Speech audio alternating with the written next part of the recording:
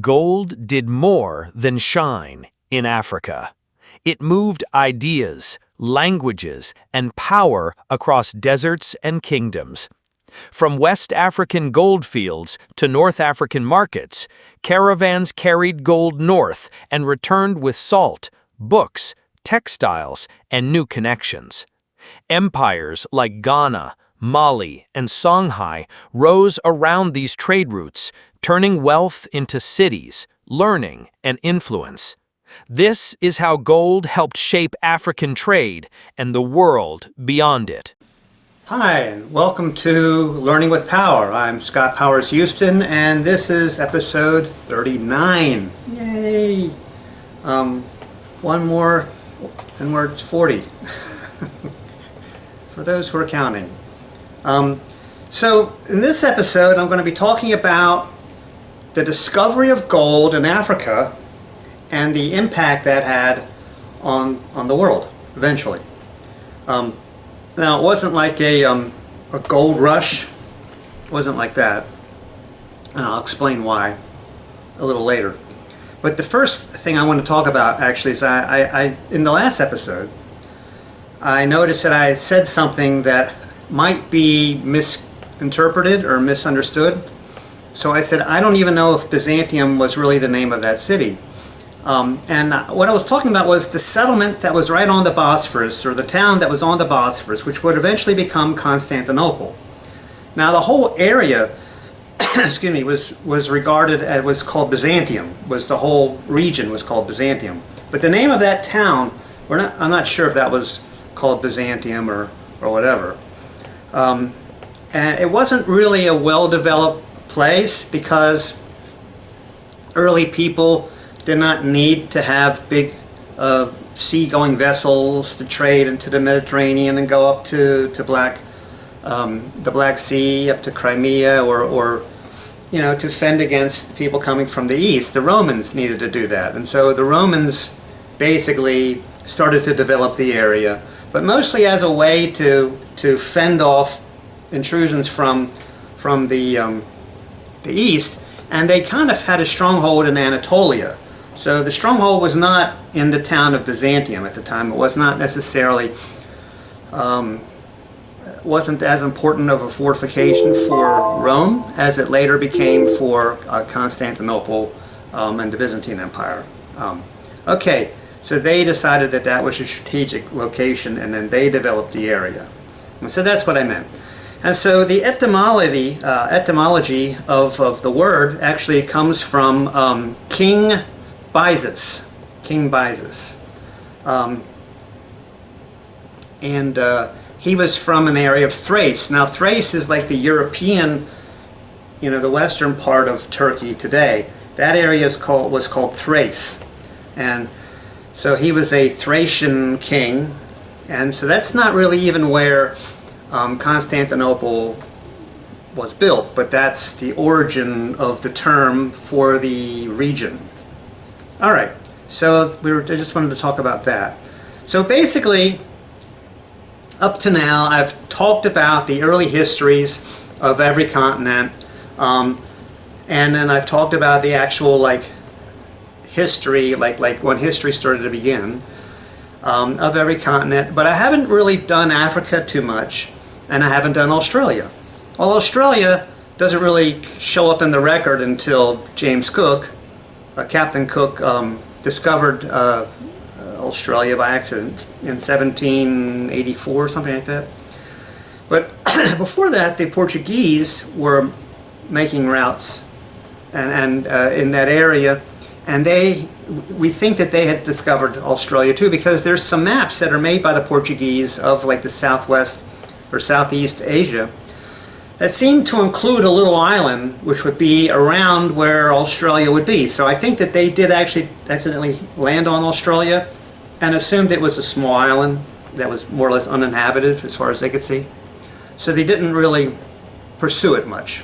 They didn't know that it was actually a big landmass. But then I didn't really do Africa. I mean, I touched on it a little bit. Now, Africa, Northern Africa, has been discussed in history because that, became part of the Roman Empire. And, and so that's what is the origin of this story, ultimately. So eventually I'm going to talk about Egypt, which was, so when I do the 2000 BC episode, that mostly is going to talk about Egypt and all the pharaohs and things like that. And then I'm going to do Greece and Rome, those empires, and so that goes back to around like 750 BC. And I'm going to do an episode on 1000 BC, so basically covering what happened between 2000 and 1000. And basically this is the emergence of people in further west, you know, so it's moving from the Middle East to the west up into Europe. And so, but for right now, I'm going to talk about the discovery of gold in Africa. And officially, it happened around 290 AD is when it was officially discovered. And basically, so gold was discovered by the people and was being used by the people, but for just small things, trinkety things, some jewelry, some things like that. It was placer gold, which means it was right on the surface.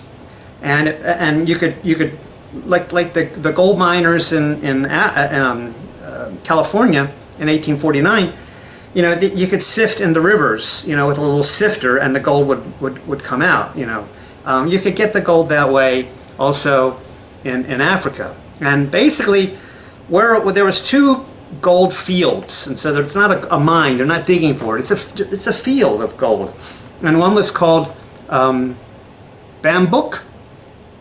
And the other is called Bure. And both of them are in basically modern day Senegal.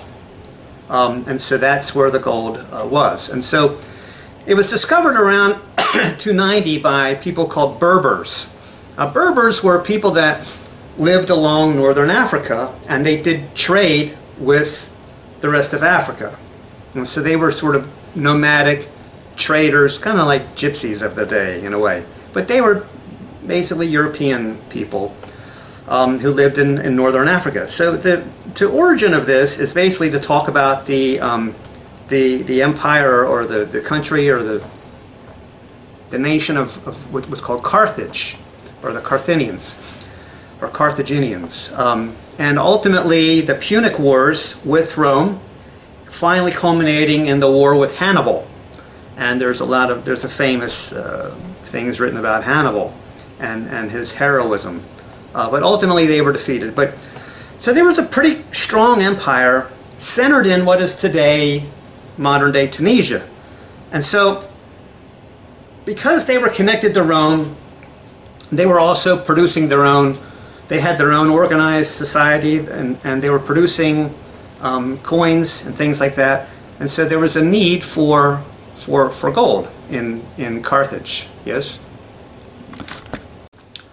Okay, so northern Africa, Carthage, had a demand for gold, and because they were basically part of the Roman Empire, and so and they came to be really strong around 200 BC, and this is when they were having their wars with the Romans. Ultimately, the Romans won, and they conquered Carthage.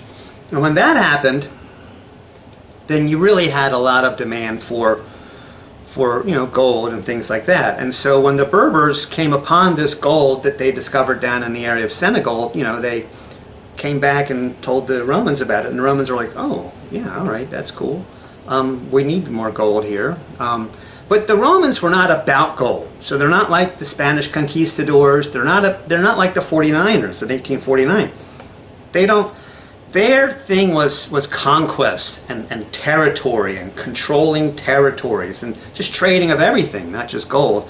So the only reason they had money was just to facilitate paying troops that they had to pay in order to keep this enormous military that enabled them to not only to conquest big areas, but also to defend against incursions from the east and from barbarians in the north and things like that. And so that's why they mostly produced their coins, was to pay their soldiers.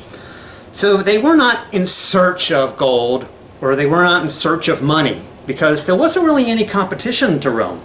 I mean, Rome was a civilized nation, and on the outskirts of Rome was uncivilized people.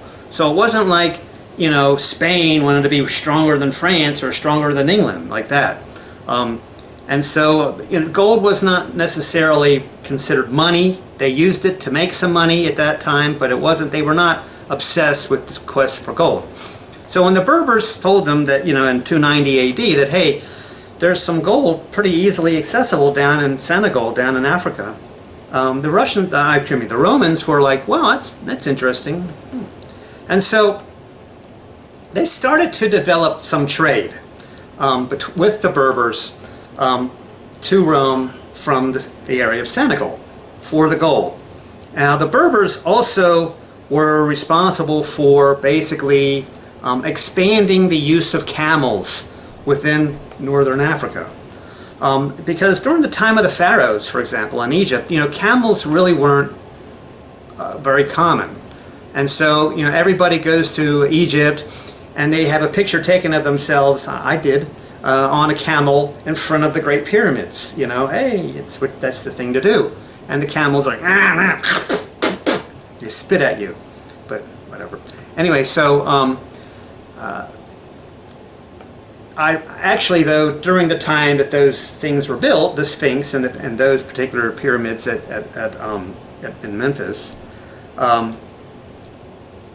camels were not really a part of the scene. They were only used a little bit because people lived along the Nile and they weren't really big travelers.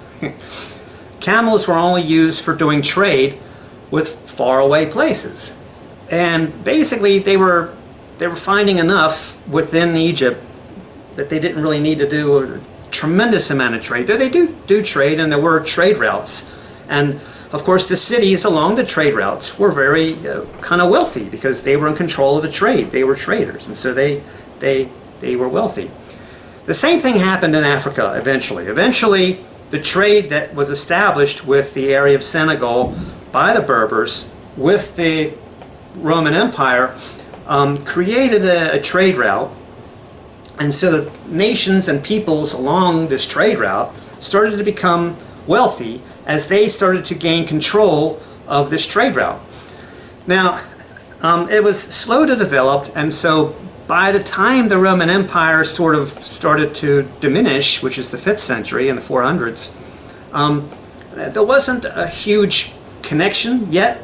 It wasn't really a big thing, and so when the need for gold went down because the Western Roman Empire was not as big a deal anymore, and there were other nations such as France and places like that, you know, Clovis in the 5th century. They weren't real big gold coin producers either. In fact, those coins from anything from like before 1000 AD, even Carolinian coins of Charlemagne, very, very rare because they just were not made in very large quantities. So there wasn't a huge demand for gold yet in the West, in Europe, for quite a while. But where the demand became strong was when you had the Muslim conquest of Africa. And so that started after the 600s. We talked about that in the last episode. It's one of the reasons why I kind of wanted to do this episode next. And so now you've got Muslims that are migrating across northern Africa, and their culture is expanding, and they're getting richer and richer and more powerful. And they started to have a lot more interest in doing trade. And they were also starting to make their own coins as well. Or they had been making their own coins, but they wanted to make more, I guess, and they had an interest in acquiring this gold, and also ivory and things like that from Africa. And so camels started getting bigger around 200 BC, but really it wasn't until the Muslim conquest in like the 700s when camel caravans going across the Sahara Desert and trading through Africa really became a big thing because they were trying to do a trade. So basically this story of Africa is about the cultures or the empires that controlled the trade routes to basically the area of Senegal from basically Egypt. Basically that's what we're talking about. But also with the Muslim conquest, you know, all of northern Africa Libya, and all the way out to Morocco, there began to be a demand for the things that they were finding down in Senegal, in that area. Okay, so basically, so camels actually were a very important part of this equation, because without camels there was really no way to get the gold or anything, ivory or anything that was down in Senegal up to northern Africa or to the Middle East. But that was it ultimately became their main source of gold, and also the Byzantine Empire as well. Eventually, in like the 1200s, there was some gold discovered in Bohemia, a lot of it. And so, as Europe started to emerge around 1000 AD, they started to have a lot more demand for gold as well. And they're like competing with each other now. Like they've got like countries that are competing with each other. So Bohemia is competing with the German states or the Holy Roman Empire, and they're competing with Gaul and things like that. Okay, so there became a competition for gold, but that didn't happen until really around the 1200s.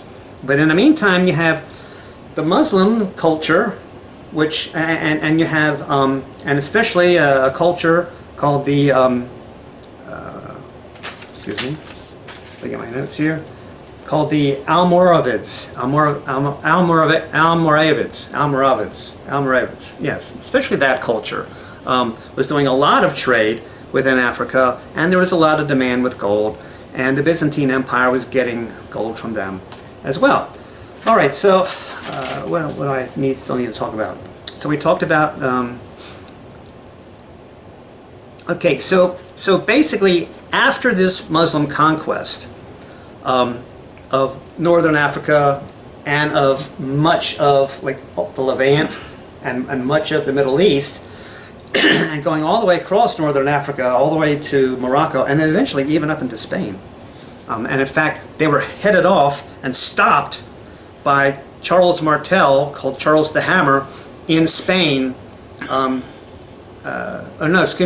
southern France at the Battle of Tours in like 734 AD, something like that, and that stopped the advance of the Muslims. The Muslims were advancing. I mean, they were advancing. They were starting to happen, and so they started to do a lot more trade. And so it was around the 9th century AD, so like figure like the 800s, that the Ghana Empire started to really emerge and become a thing, and basically because they were within themselves and within the culture of that area, and these were black people now. These are not Berbers, they're not Northern Africans, these are black people. They're controlling their territory, the tribal areas and things like that, and the people that live there, and they were in control of this trade route. And so you eventually had one king that emerged, was like the main guy who was in control of all the trade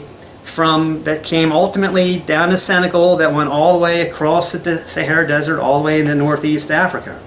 And so so there emerged a fantastic empire at this time that was mostly centered in the area of what today is called Mauritania, which is Western Africa.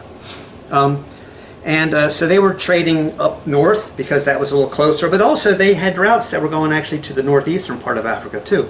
And eventually, and to this day actually, all of northern Africa, from like the Congo all the way to the top part of Africa, out to Morocco, out to Egypt, Somalia, Eritrea, all that is all Muslim. The whole area is Muslim to this day, and it stems from this tremendous amount of trade that was taking place now with Africa. And they were also, like I said, sending things like ivory and things like that. And so they were sending gold and ivory and even a little copper and silver north, and trading for salt, which was very useful in their culture, and they didn't have it otherwise. And so that was a big thing that they traded for, was salt.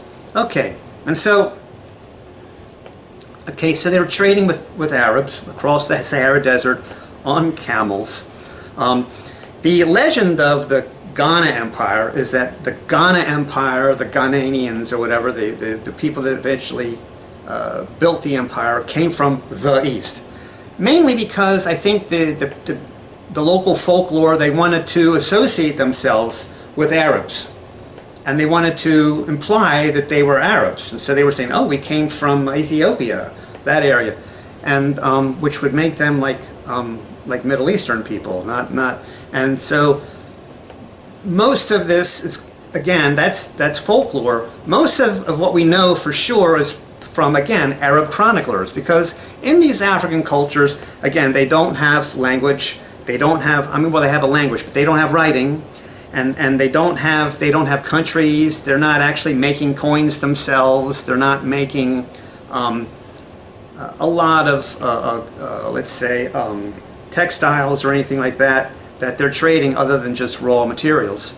And so, and all of the Arab chroniclers describe the Ghanaians, or the Ghana Empire, those people, and the kings of the Ghana Empire, as being Negroes. That's the term that's being used. That's the term they use. So they're black people. So it's clearly the black people were in control, and they were getting very wealthy as with this trade route that was happening. But it was contingent on their relationship with Arabs. And so ultimately, they became officially an Arab nation. And so as Islam spread more and more throughout Africa, northern Africa, and became more established and prominent. Now, those origins that by the native storytellers are in dispute with the Arab chroniclers.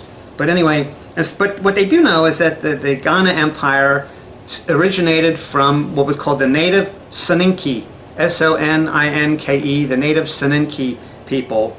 And so originally their empire emerged by raiding other areas and raiding women and slaves and whatever they could raid, and taking over that way. And they were the most successful at it. Kind of like what was happening in Mexico, you know, with the Aztecs and the Mayans. Were good at raiding neighboring areas and taking control of an area. And so when they took control of this area, that allowed them to take control of this trade that was happening from the gold that they were finding in the gold fields. Like I said, mostly they were called Bambouk and Bure, and the gold fields that were in Senegal, modern day Senegal. Now, the people in modern day Senegal and the people at that time were called Mandinka. And ultimately, most black people in America are Mandinka, and I'll explain how that happened as well. So they're not Soninke from Ghana necessarily. They're more Mandinka. Okay. And so you have this trade going on and in Ghana, and there was a capital of the Ghana Empire. The Ghana became a very big empire, very wealthy, and the king was very wealthy, and the capital was called Koumbi Saleh, K-O-U-M-B-I, Saleh, S-A-L-E-H, which is like a Muslim name. And the people there were called the Ouagadougou.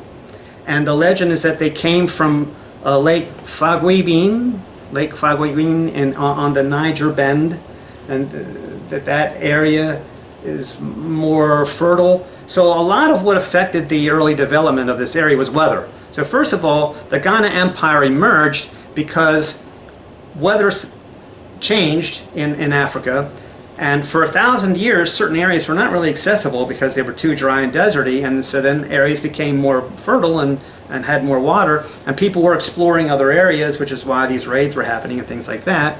And so, but eventually the Ghana people probably came from what was called the Niger Bend. Okay, and so as the weather continued to change, it forced them to move from the Niger Bend westward into the area of Niger and to the area of where the Koumbi Saleh capital was. Okay, so again, they were controlling the gold trade, and so the king of the Ghana Empire was very wealthy. And but there was a lot of conflicts that they were having with the Muslims, and basically Muslims wanted to do trade directly. They didn't want to have to give a lot of wealth to the Ghana kings, you know, I mean, so basically they became Muslim. They became an official Muslim state and converted to Muslim in 1076, and that's recorded by Arab chroniclers as a specific date.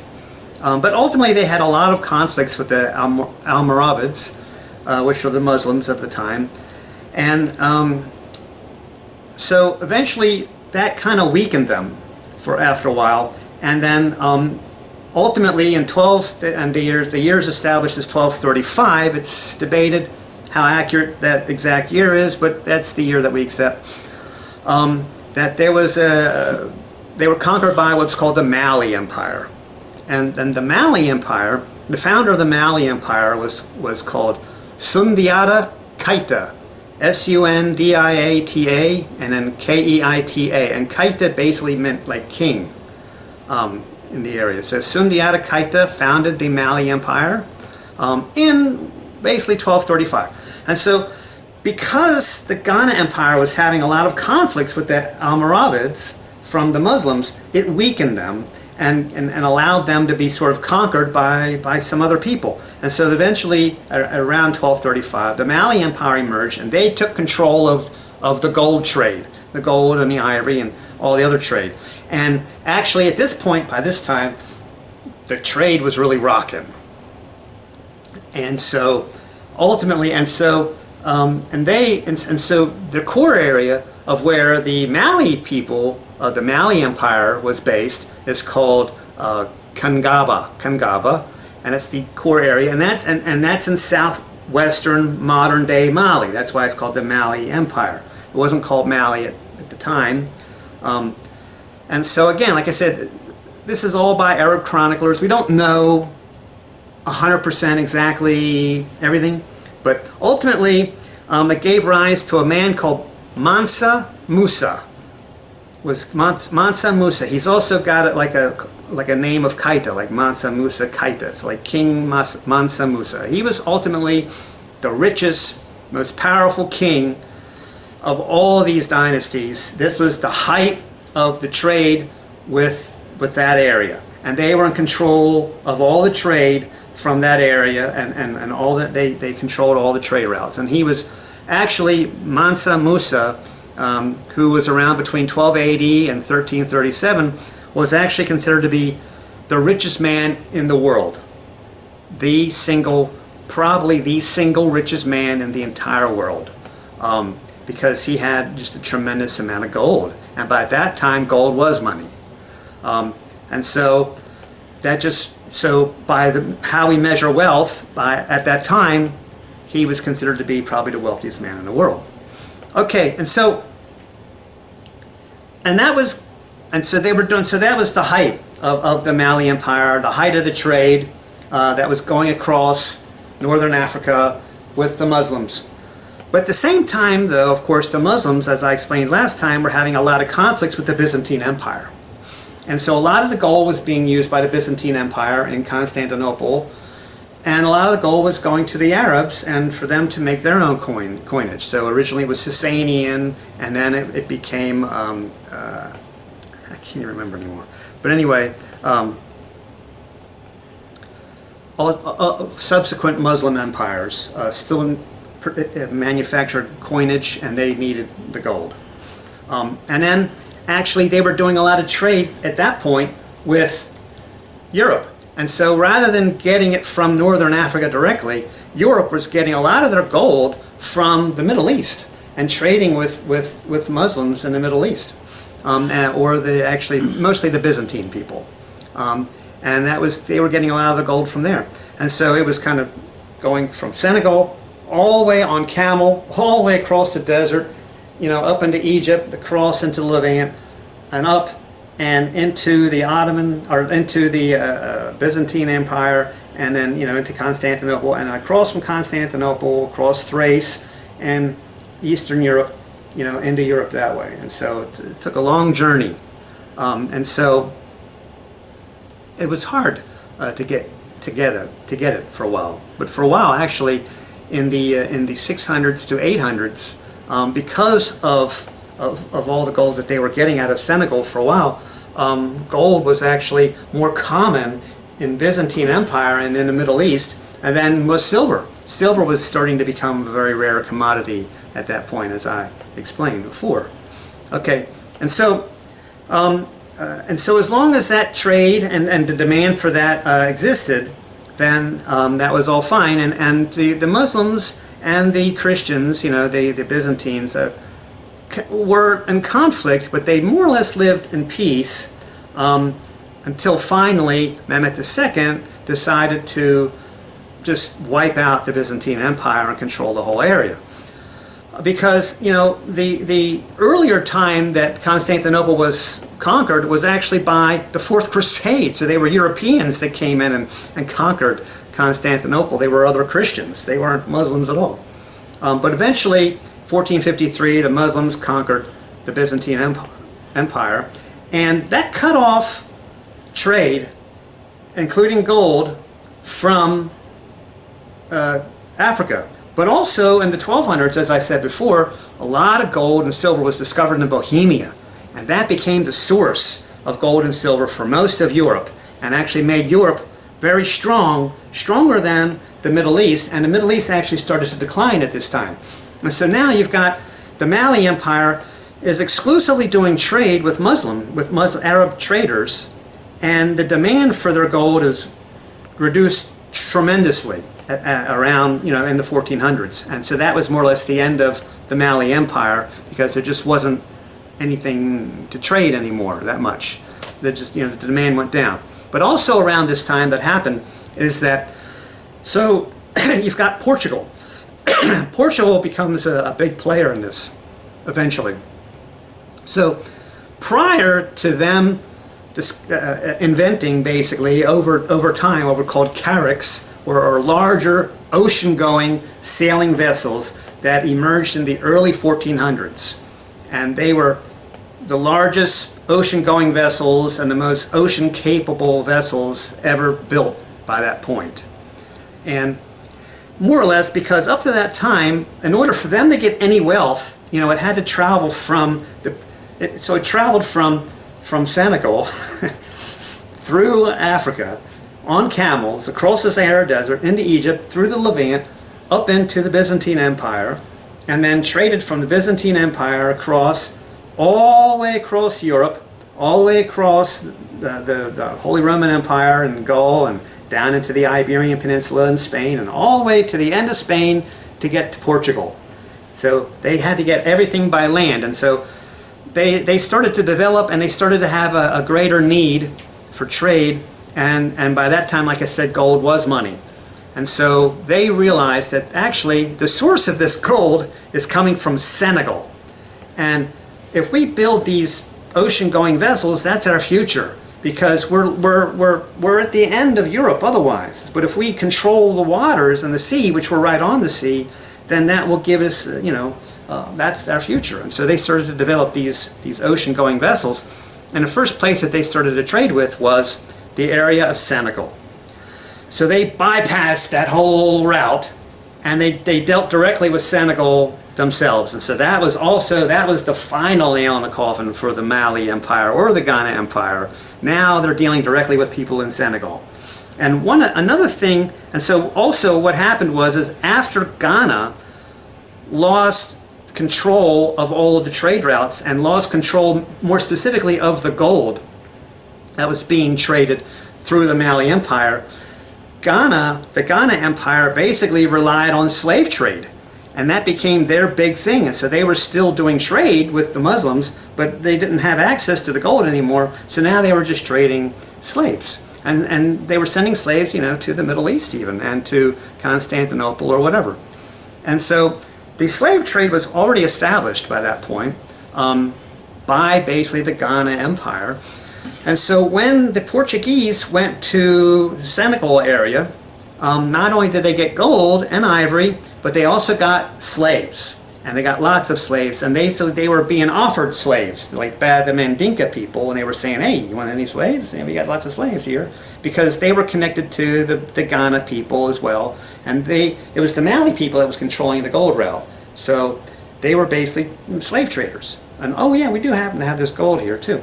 And so Portugal was going directly to Senegal, and actually there is a shipwreck that was recently discovered, I don't know, maybe 20 years ago, a Portuguese ship, trading ship, that was actually discovered in the Senegal River, buried down in a silt in the Senegal River, and it was loaded with gold and like ivory and thing. It was clear that they were trading with Africa, with Senegal directly.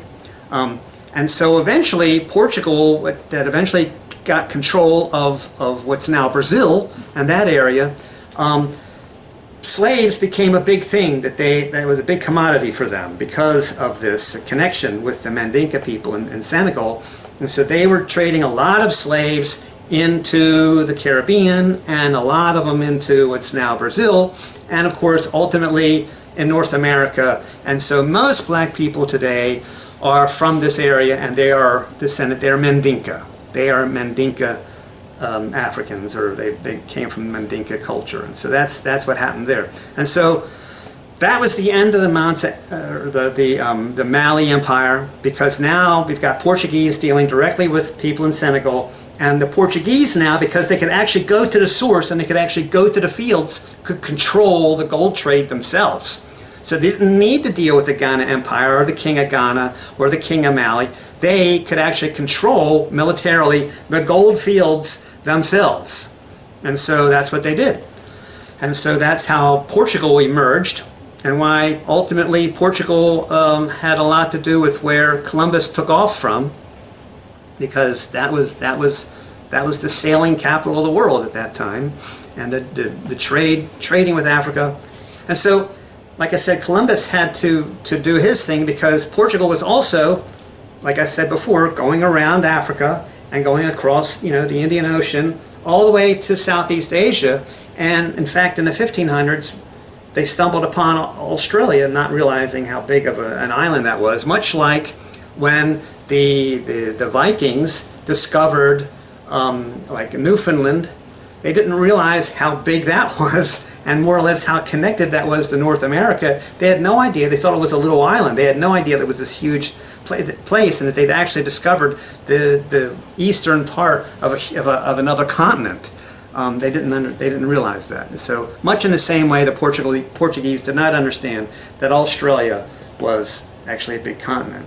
And so, what ultimately, they wanted to do trade with the East, and so that's why they had to go. They had to go west. So, and they had the sailing vessels now to do it, which did not exist prior to the early 1400s. And again, so all these dramatic changes happened in the 1400s. And so actually there were several periods of dramatic change like that. So the Carrack ocean-going vessels of the early 1400s radically changed Europe. And Europe, that's why they call it the Renaissance. Europe started to really advance and grow because they had a lot more access now to being able to develop and to get natural resources and things like that. And so that had a huge impact on the development and the growth of Europe. There was another period of growth like that happened basically in the 1860s. And so when the steam engine was invented and eventually employed not only in manufacturing and in factories and things like that, but steamships. Steamships of the 1860s totally radically revolutionized trade, and especially in 1869 when they built the Suez Canal, or was it 1867? One of those. But anyway, they built the Suez Canal. That made the trip from London to India like 2 months, whereas before it was like 8 months, or actually like a month and a half as opposed to like 8 months or something like that. I mean, it was a dramatic improvement, and much faster now to trade, to go on. And so you could go back and forth a lot faster, and you could make more trips and get more stuff and do more trade. And the more trade that you can do and the more transactions that you can make, the wealthier, the more the economy grows. And so that had the steam engine had a profound, dramatic impact on culture, and basically it was the beginning of the Industrial Revolution. there is another thing that's happening now, and it's not just AI, it's the supercomputing that's necessary to power AI. So AI needs to process such a tremendous amount of information and such a tremendous amount of data that the power necessary to power these the servers, main servers and things like that is just enormous. And so they're constantly now, today, they're constantly making advancements and developments in power generation in connection with supercomputing. And it's actually a new age in the 2020s, just like the 1860s. It's a new age of revolutionary power development that's going to revolutionize the development of modern society or whatever. But the first time that happened was the carrack ships, sailing ships of the early 1400s, and that dramatically changed history as well. Okay, and so basically that's tying everything together like I wanted to do, and so everybody understands that, and ultimately the importance of discovering the Berbers in 290 AD, discovering the gold that was in Senegal, and how that had a dramatic impact on the development of the entire modern world. Okay, and ultimately gave rise to the richest man in the world, who was Mansa Musa, king of Mali, from I guess 1280 to 1337, something like that. And that was the height of the Mali Empire. Okay, and so that's it. That about covers it. I hope I've covered everything. And so that's all for this lesson. Again, this is Learning with Power, and I'm Scott Powers Houston, and like, save, subscribe, all these good things. And we'll see you next time, and in the meantime, you have a great day.